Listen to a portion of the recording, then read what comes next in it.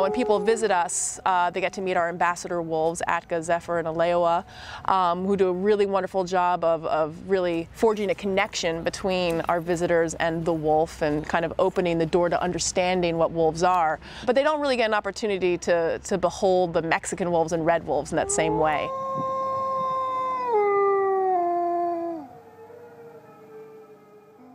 When I started long ago, there was only 3 wolves here, 1 enclosure, and now we have currently 25 wolves. We've had up to 35 wolves here. We have a full staff.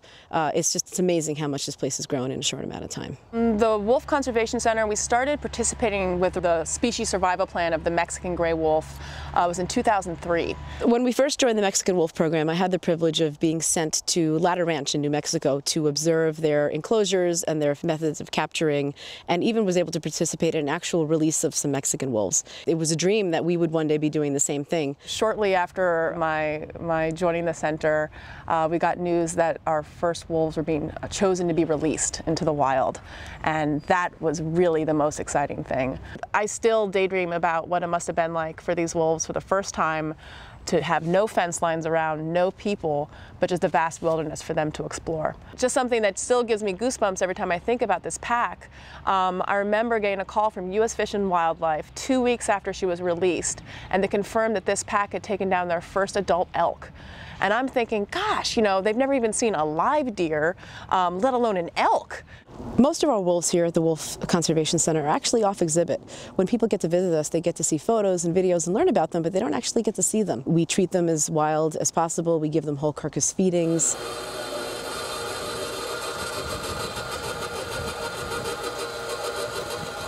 How do you acquire the deer? It's primarily roadkill.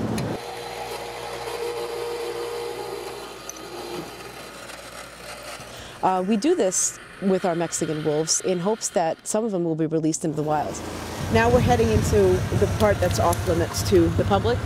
We're going through the first gate and the second gate, and then all these wolves are going to be Mexican wolves.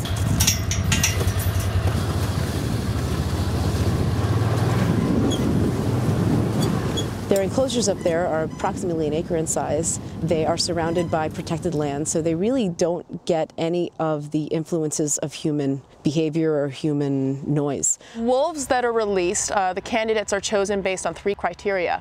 First of all, behavior. You want them to have natural, elusive, shy behavior. A good candidate will be elusive and want absolutely nothing to do with people. So the wolves here at the center are given the best opportunity to be that type of wolf because they are kept off exhibit, away from our visitors and away from the staff even.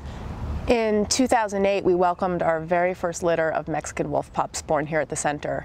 It was on Earth Day, April 22nd, and we took a number of photos. It was their 2-month checkup.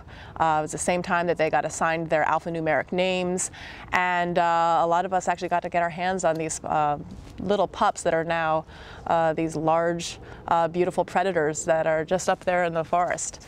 It's a group of 7. It's 3 boys and 3 girls, and Mom still lives with them. And we're really hoping that this particular group of wolves, because they were born in our facility and have remained off exhibit their whole life, will one day make it to the wild.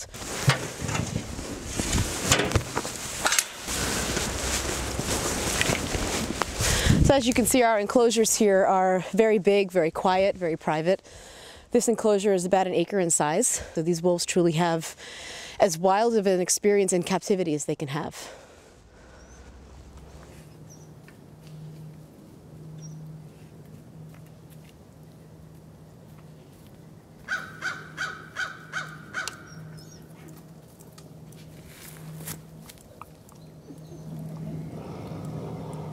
They've never seen our public. They've always lived off exhibit. They've always eaten roadkill deer, so appropriate food. And their behavior is just perfect. They're very elusive, very shy. We rarely see them except on webcam. We do have the benefit of a few wonderful webcams that are great for education as well as husbandry. I rely on these webcams heavily to be able to just monitor them and watch their behaviors.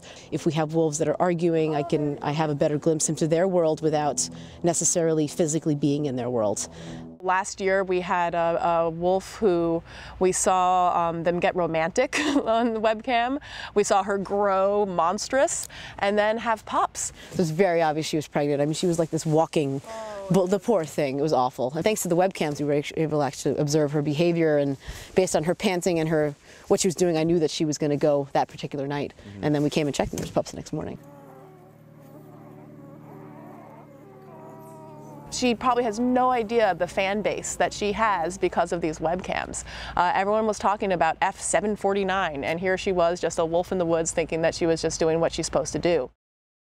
Once people come here and they learn about what we're doing, I think they realize they're a part of something much bigger than just some establishment to visit some animals. By keeping these animals off exhibit, by safeguarding their natural wild behavior, we're really giving them an opportunity to be prepared for that wild future. This will give them the best opportunity when they are released into the wild to have a successful life and live strong and live free and be the top predator that they are.